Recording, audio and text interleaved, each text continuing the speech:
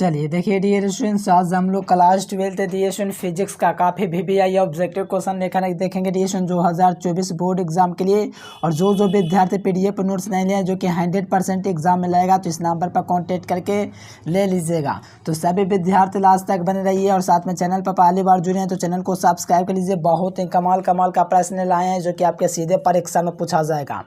तो यहाँ से देखिए फर्स्ट क्वेश्चन है कि सामान्य ताप पर अफवाह वेग लगभग कितना होता है। यानी कि सामान्य ताप पर जो अफवाह वेग होता है दोस्तों वो कितना होता है, लगाइए आंसर। चलिए बहुत ही अच्छा, ध्यान दीजिएगा। ये जो होता है 10⁴ मीटर प्रति सेकंड जो होता है ये सामान्य ताप पर अफवाह वेग होता है। यानी कि सामान्य ताप पर अफवाह वेग जो होता है वो आपका 10⁻⁻⁴ मीटर प्रति सेकंड होता है। सो यहाँ से आपका ये नंबर राइट आंसर हो जाएगा। बहुत ही कमाल का क्वेश्चन है, सीधे आपके परीक्षा में लड़ता है। चलिए नेक्स्ट क्वेश्चन यहाँ से देखिएगा। सेकंड नंबर तो कहा जा रहा है कि रचनात्मक व्यक्तिकरण के लिए कालांतर कितना होता है। ध्यान दीजिएगा, रचनात्मक व्यक्तिकरण के लिए कालांतर जो होता है मेरे प्रिय स्टूडेंट, चलिए बहुत ही अच्छा 2n होता है। यानी कि रचनात्मक व्यक्तिकरण जो होता है उसके लिए कालांतर जो होता है वो आपका 2n होता है। साथ विनाशिक व्यक्तिकरण के लिए 2n+1 होता है। लेकिन यहाँ पर आपका पूछा क्या अगर रचनात्मक के लिए तो ऑप्शन ये हो जाएगा। और जो विद्यार्थी चैनल से पहली बार जुड़े चैनल को सब्सक्राइब कर लीजिए और ऑल सब्जेक्ट का PDF नोट्स ले लीजिए। 100% लगेगा, नहीं लगेगा 5 गुना रुपये रिटर्न कर दिया जाएगा।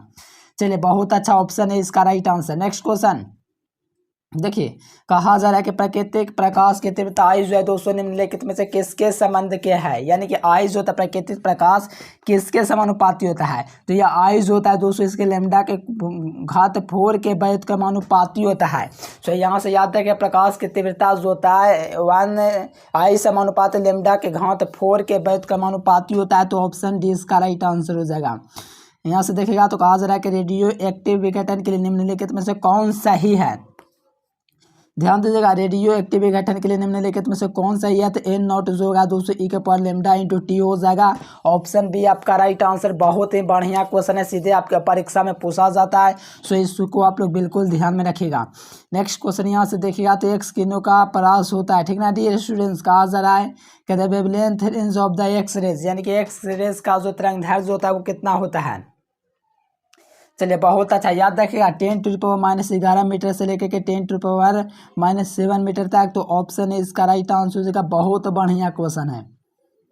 चलिए यहाँ से देखिएगा 6 नंबर क्वेश्चन तो कहा जा रहा है कि निम्नलिखित में से किस उपकरण के साथ ताम्र क्षय जुड़ा होता है। देखिए ताम्र क्षय जो होता है दोस्तों किस उपकरण के साथ जुड़ा होता है।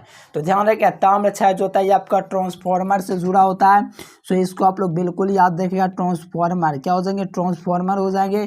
तो ऑप्शन क्या हो जाएगा, डी आपका राइट आंसर हो जाएगा। नेक्स्ट क्वेश्चन देखिए 7 नंबर क्वेश्चन है दोस्तों के समानांतर संयोजन में निम्नलिखित में से कौन सी राशि समान रहती है, ठीक ना डियर स्टूडेंट्स। तो चलिए 7 नंबर लगाइए, बहुत बढ़िया। यानी कि समानांतर देखिए संधारित्रों के समानांतर क्रम संयोजन में निम्नलिखित में से कौन सी राशि समान रहती है। तो समानांतर क्रम में पूछेगा तो आपका पोटेंशियल होता है।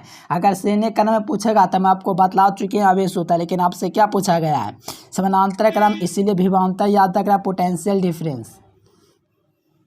चलिए 8 नंबर में कहा जा रहा है दोस्तों कि एक आवेशित चालक के सतह पर विद्युत रेखाओं के बीच का विद्युत क्षेत्र रेखाओं के बीच का जो कोण होता है वो आपका कितना अंश का होता है। तो देखिए 90 डिग्री का अंश बनता है। कुछ विद्यार्थी 0 लगा देंगे, ध्यान देना। यहाँ से एक आवेशित चालक के सतह पर विद्युत बल रेखाओं के बीच का कोण पूछता तो 90 डिग्री, ऑप्शन डी।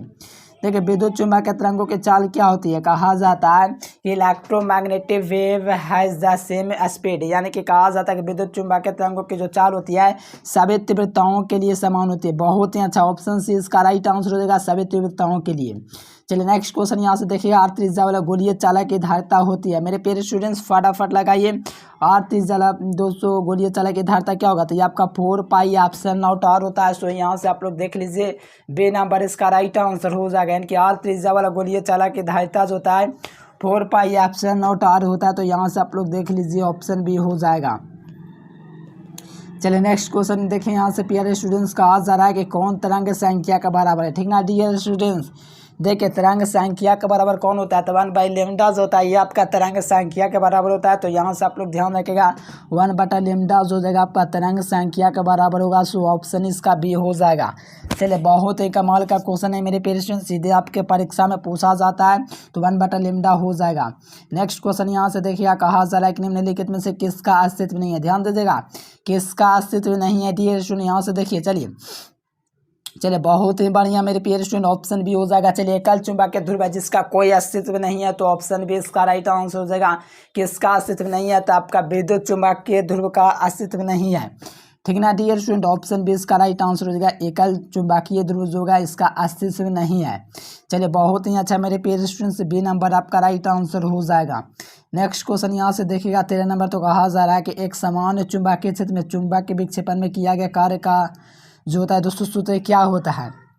चलिए बहुत ही बढ़िया मेरे प्यारे स्टूडेंट, MB-1 cos थीटा जो होता है ये आपका जो होता है एक समान चुंबकीय क्षेत्र में जो होता है किया गया कार्य होता है MB-1 cos थीटा। सो यहाँ से नंबर आपका राइट आंसर हो जाएगा।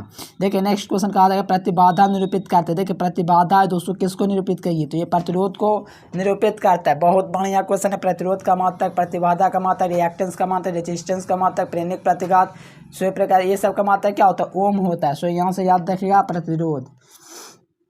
देखो धारावाही चालक के अंदर इलेक्ट्रॉन की जो गति होती है मेरे प्यारे स्टूडेंट्स, वो आपका एक समान औसत रूप होता है, यानी कि एक औसत रूप होता है धारावाही चालक के अंदर इलेक्ट्रॉन की गति। तो याद रखिएगा अपसरित ऑप्शन सी।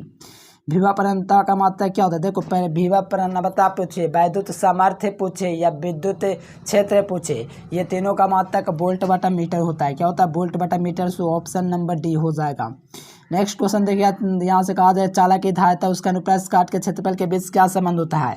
चलिए बड़े बढ़िया क्वेश्चन है, आंसर लगाइए डियर स्टूडेंट। बहुत अच्छा, सी समानुपाती ये जो होता है ये आपका किसी चालक की धारिता सी जो होता है उसका अनुप्रस्थ काट के क्षेत्रफल के कैसा होता है, तो ये आपका समानुपाती होता है मेरे प्यारे। तो ऑप्शन नंबर ही लगे। बहुत ही बढ़िया क्वेश्चन है, सीधे आपके परीक्षा में पूछा जाता है। तो टोटल क्वेश्चन आप लोग याद रखिएगा। देखिए कहा जा रहा है कि अपेक्षिक परावैद्युता बराबर क्या होता था, अपेक्षिक परावैद्युता ऑप्शन और जो होता है ई बटा ऑप्शन नॉट होता है। सो यहाँ से आप लोग देख लीजिए ऑप्शन ए हो जाएगा। अपेक्षिक परावैद्युता जो बराबर है डियर स्टूडेंट्स ये आपका ई बटा ऑप्शन नॉट होगा। तो ऑप्शन ए इसका राइट आंसर हो जाएगा। चलिए बहुत ही बढ़िया मेरे प्यारे स्टूडेंट्स, सीधे आपके परीक्षा में पूछा जाता है। सो इसको आप लोग बिल्कुल ध्यान रखिएगा। चलिए गजब का आंसर सबका आ रहा है, सबका बहुत ही अच्छा। नेक्स्ट क्वेश्चन देखिएगा मेरे प्यारे स्टूडेंट्स, कागज का परावैद्युत स्थिरांक जो होता है वो आपका कितना होता है। देखिए कागज का जो परावैद्युत स्थिरांक जो होता है मेरे प्यारे स्टूडेंट 3.5 सेंटीमीटर होता है।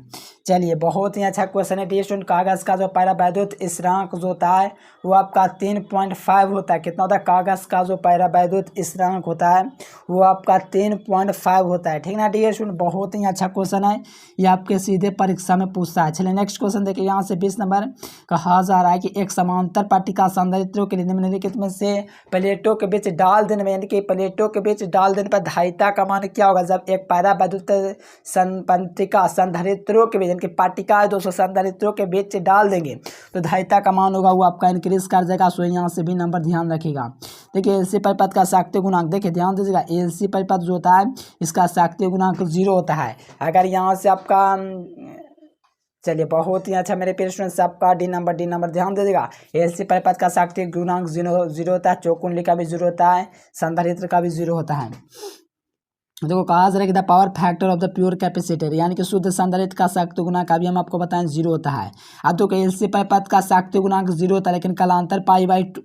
चलिए लगाइए यहाँ से आंसर, एलसी परिपथ एलआर परिपथ का जो कालांतर होगा वो क्या होगा, एल आर परिपथ का। देखिए एलसी परिपथ नहीं पूछा, एल आर परिपथ पूछा, इसका कालांतर जो होता है वो आपका tan इनवर्स ओमेगा एल बटा आर होता है। किसका, एल आर परिपथ जो होता है इसका कालांतर जो होता है tan इनवर्स ओमेगा एल बटा आर होता है। सो यहाँ से ऑप्शन ए ध्यान रखिएगा।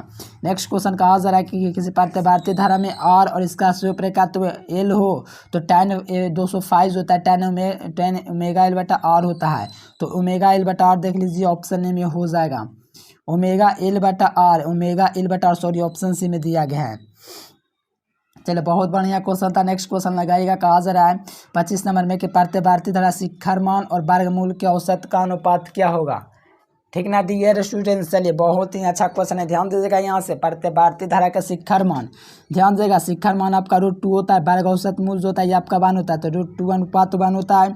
सो यहाँ से बी नंबर आपका राइट आंसर हो जाएगा। प्रतिवार्ती धारा का शिखर मान तथा वर्ग मूल औसत वर्ग मान का जो अनुपात होगा वो आपका √2 होगा। ठीक ना डियर स्टूडेंट्स, बहुत ही अच्छा, बी नंबर आपका राइट आंसर हो जाएगा। चलिए बहुत ही अच्छा क्वेश्चन है। देखो अब यहाँ पर शिखर मान दोस्तों मैंने √2 बताया, इधर देखिएगा तो लास्ट में वर्गमूल पहले आए तो इसका 1:2 हो जाएगा। क्या होगा 1:2, यानी कि इसका सी नंबर और इसका बी नंबर। चलिए बहुत अच्छा, इसका बी। चलिए बड़े बढ़िया क्वेश्चन है, सो इसको बिल्कुल याद रखेगा। 1 मेगा इलेक्ट्रॉन वोल्ट क्या होता है, ध्यान दीजिएगा। 1 मेगा इलेक्ट्रॉन वोल्ट जो होता है वो आपका 10⁻6 इलेक्ट्रॉन वोल्ट होता है। ठीक ना dear student, 1 mega electron volt जो होता है वो आपका 10⁻⁻6 इलेक्ट्रॉन वोल्ट होता है। ये बात बिल्कुल ध्यान में रखिएगा। नेक्स्ट क्वेश्चन देखिए यहाँ से, कहा जाएगा पोटेशियम का देहली तरंग दैर्घ्य जो होता है, कहा जाएगा the threshold wavelength of the potassium is. चलिए आंसर लगाइए 565 nm जो होता है दोस्तों पोटेशियम का देहली तरंग दैर्घ्य जो होता है। सो यहाँ से बी नंबर आपका राइट आंसर हो जाएगा 565 nm। चलिए पोटेशियम का देहली तरंग दैर्घ्य जो होता है वो आपका 565 nm होता है। चलिए बहुत ही अच्छा, ठीक ना डियर स्टूडेंट्स, आपका बहुत ही अच्छा आंसर आता हुआ बी नंबर। चलिए नेक्स्ट क्वेश्चन देखिएगा, तो कहा जा रहा है कि तांबा का कार्यफलन क्या होता है। कहा जा रहा है डियर स्टूडेंट के तांबा का कार्यफलन जो होता है वो आपका क्या होता है, तो ध्यान दीजिएगा 4.75 इलेक्ट्रॉन वोल्ट जो होता है ये आपका तांबा का कार्यफलन होता है। ठीक ना डियर स्टूडेंट्स, ऑप्शन है इसका राइट आंसर हो जाएगा। सो इसको बिल्कुल आप लोग याद रखिएगा।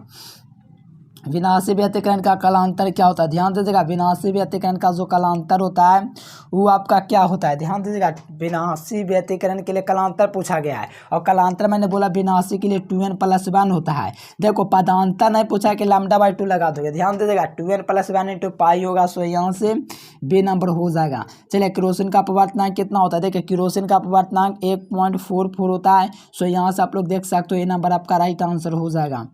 चलिए बहुत ही अच्छा, नेक्स्ट क्वेश्चन लगाएगा। कहा जाएगा कि विद्युत वाहक बल की माप की जाती है, तो पोटेंशियल मीटर से ही विद्युत वाहक बल की माप की जाती है, इसीलिए विभव मापी होगा, ऑप्शन सी।